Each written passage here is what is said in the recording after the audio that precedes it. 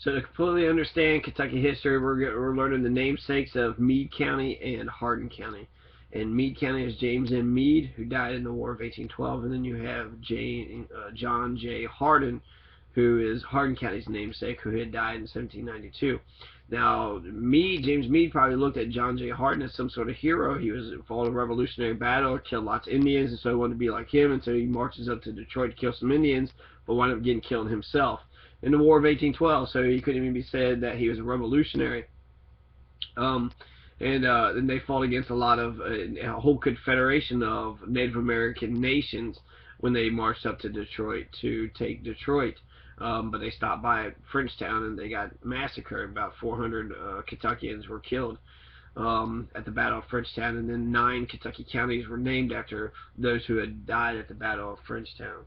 So John J. Hardin is what we're talking about right now. John J. Hardin, he was a murderous fucking psycho. So he's an English-speaking WASP. He's a minister for the Methodist Church. He's attacks the Piankashaw people who were allies with the Americans during the Revolutionary War, and then he leads another expedition, a military expedition to the Terre Haute, Indiana, August 1789, where he attacks a Shawnee village, and he returns to Kentucky with 12 scalps. So he's killing Shawnees with George Rogers Clark. He's killing Shawnee, here at the Terre Haute in Indiana. He's got 12 scalps. They're called the Hardin County Bulldogs, like, yeah, go Bulldogs and shit, but the Bulldogs are fucking murdering innocent people, right? And eventually he gets killed by the fucking Shawnee. So he's he's just a psychopath, just murdering fucking Native Americans with glee. John J. Hardin was promoted to colonel and repeatedly engaged Indians during the Northwestern Indian War in the Ohio Territory in 1790.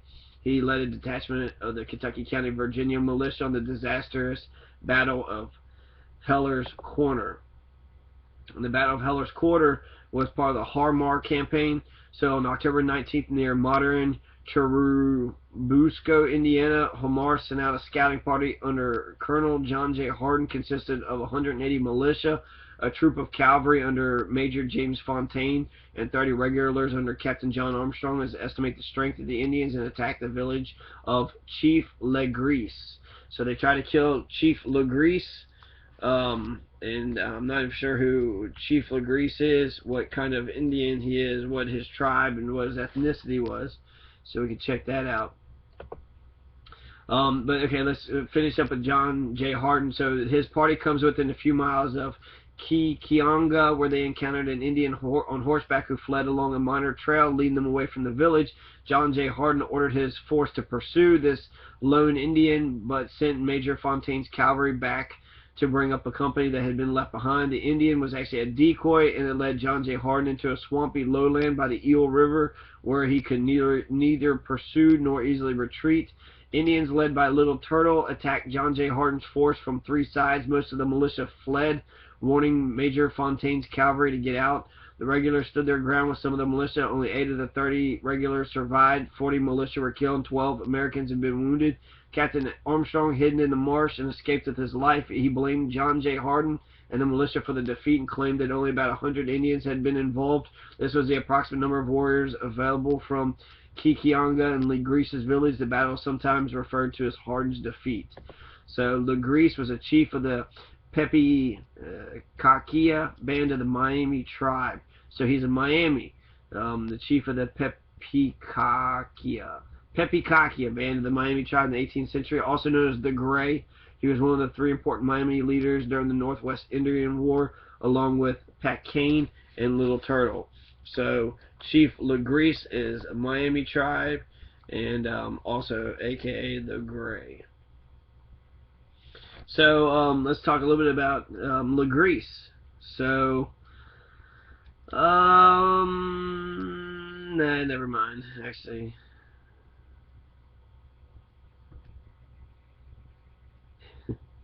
Le Gris's village, along with Kickapoo, remained loyal to the British during and after the American Revolution. Le Gris and Pacanne accompanied British Lieutenant Governor Henry Hamilton, the hair buyer, on his journey down the Wabash River to capture Vincennes, although when George Rogers Clark came in February 1779, Le Gris waited outside the town to await the outcome of the battle. Many raids were based from the villages of Le Gris and Pacanne. Consequently, they were the target of American expeditions, leading to Hardin's defeat, Homar's defeat, and St. Clair's defeat. Americans finally gained victory in 74 when General Anthony Wayne led his Legion of the United States at the Battle of Fallen Timbers. And then the Treaty of Greenville, and then that's all she wrote. So Homar campaign, John J. Hardin was there. This is George Washington continuing to fight against the Native Americans in the Northwest Indian Territory, aka Ohio and Indiana and Illinois. And so that was the disaster battle of Helen's Corner, also known as Hardin's defeat.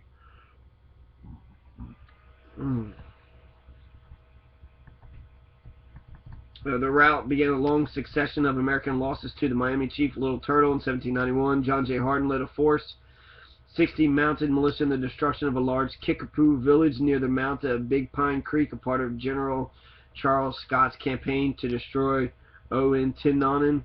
So now we're killing Kickapoo villages. Okay, what kind of Indians are the Kickapoo?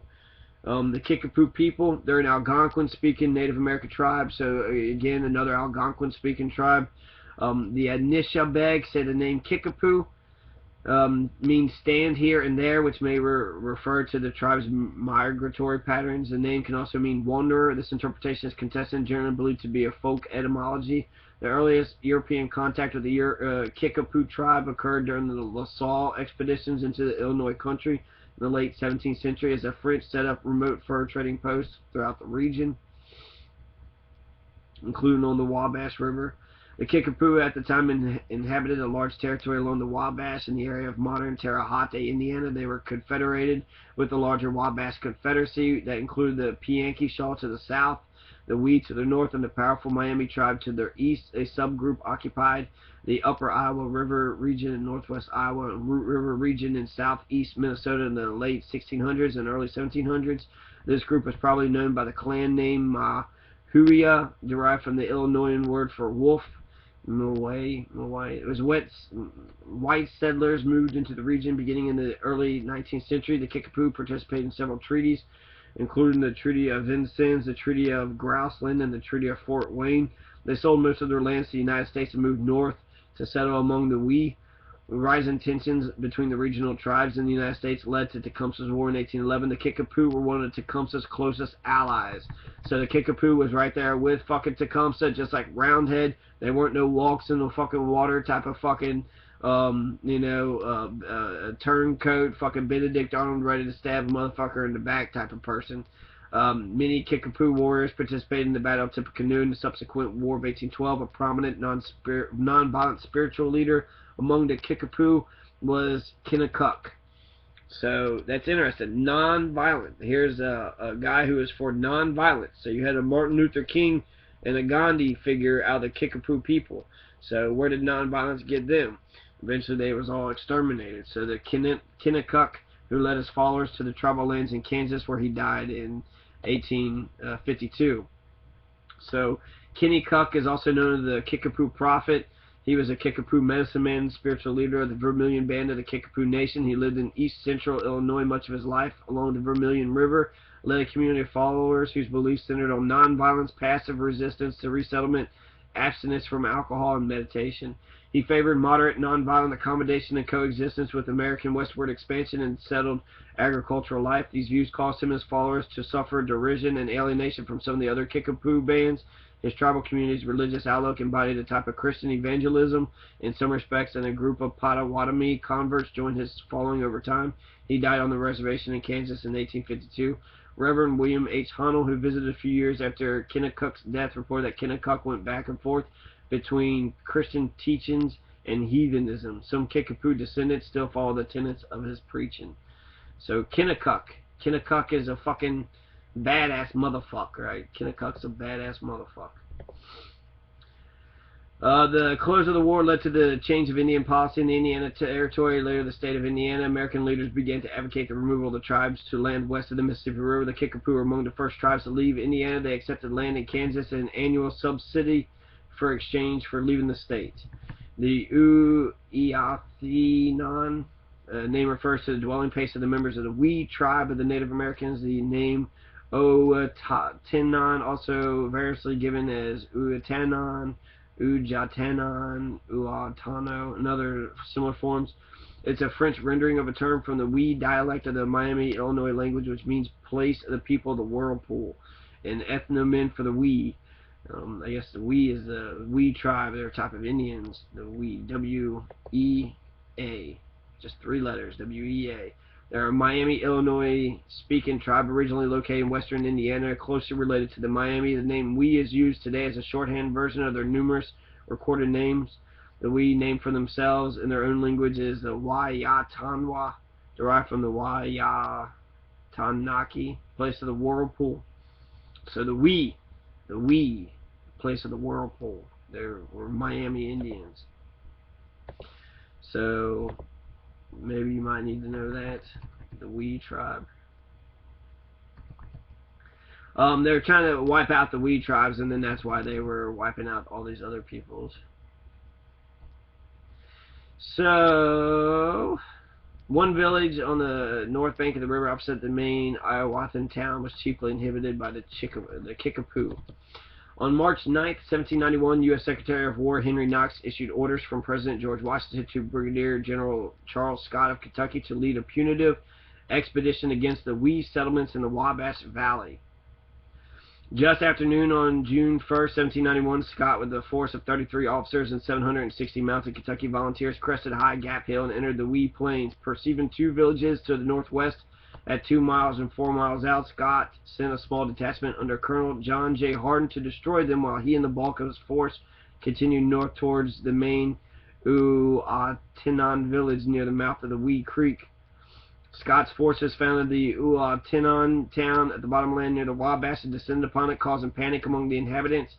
Some in canoes tried to escape to the Kickapoo village opposite, but were killed by riflemen before reaching the opposite shore. 41 women and children were taken prisoner. The remainder were killed, dispersed, or escaped. Scott burned the town and several hundred acres of growing corn. Because they always did that shit. You know, anytime they would kill the fucking Native Americans, they'd wipe out the food supply too. So they would burn the corn, burn the fucking people, just terrorists. They're just absolute fucking terrorists. And this is Henry Knox, the Secretary of War. Now it's the Secretary of Defense, which is made to cover the fucking the title of Secretary of War. So the Secretary of Defense, that's John Kerry, right? He was a fucking Vietnam protester, protested the Iraq War, and now he's a fucking Secretary of War. So, you know, these bastards sit there and act like they're fucking good people, and then they get the fucking gauntlet, and then they just become as bloody as their predecessors. So, the final service in April 1792, President George Washington sent word to John J. Hardin asking him to negotiate. So that was interesting between John J. Hardin and Henry Knox. Henry Knox was issued orders from President George Washington to Charles Scott to John Hardin. And so then that's when he went there and he attacked the Kickapoo village. And so, you know, was sitting there attacking the Kickapoos when they didn't do shit to them. In April 1792, they even had a prophet who believed in nonviolence, Kennekuk. And that still, you know, wasn't, that didn't win any favors. So, okay, so John J. Hardin, he's with George Rogers Clark, and he's sitting there with all the President George Washington campaigns of the Northwestern Indian Wars, with George Rogers Clark probably even more, but also Henry Knox and also Homar and St. Clair. So then 1792, the year that Kentucky becomes a state in America, George Washington tells John J. Hardin to negotiate a peace with the Shawnee to go to Shelby County, Ohio. So John J. Hardin meets with the Shawnee party. They offer to escort him to their village, and instead they attacked him and murdered him when he slept. They also killed a servant of his who identified simply by his last name, Freeman. So he's a fucking slave-owning piece of shit, just like Washington was a slave-owning piece of shit. And they ironically named the slave Freeman because, you know, he wasn't free at all, but maybe if they called him Freeman, and then he gets killed along with them. And then John Flynn, who is another person of their party, of John J. Hardin and Freeman, he eventually lived with the Indians after being captured with them as a boy, and then he survived later settling in Miami County, Ohio. So that's John J. Hardin's legacy. That's John J. Hardin's fucking biography. You know, he's part of he's just murdering Indians throughout his entire fucking existence. He's at the, he's starting wars with the fucking Shawnee and Cornstalk at the Battle of Point Pleasant. He's sitting there killing all these poor Shawnee villages with George Rogers Clark. All these fucking towns and villages, Willstown and Standing Stone and all the rest of them, and the Pianki Shaw, he might have, he caused them to become extinct. So John J. Hardin's he's a bastard. He's not a good person.